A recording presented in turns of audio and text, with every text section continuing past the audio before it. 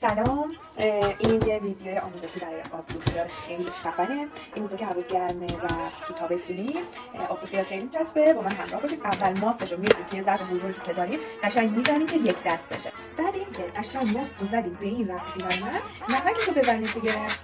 میریم سراغ سیرمون. سیرتون رو قشنگ خرد بکنید. کامل می‌ریزید اینجا. حالا نوبت خیاره. ما خیار اینجوری دوست داریم با پوستش باشه، مربع. بعضی‌ها رنده می‌کنن ولی من پیشنهاد بهتون نمی‌کنم. حالا نوبت گردویی که همینجوری که می‌بینید بریزید کلشو. شیرده شسته شده خوب شده دارم بریز دستتون لرزه. اینجا هم ریحون خوش شده دارم. ریحون هم از گل سرخش که وقتی می‌ریزید این مزه جون می‌گیره. چه عطری میده. از زنجفیل غافل نشید. حسابی بریزید که سنگیتون هم به یخ بشستن می‌کنید. اینو می‌ریزم اینجا بیهاش و اینو اضافه می‌کنید. یوفامینه اینو خوشگل انتخاب می‌کنید. براش کنار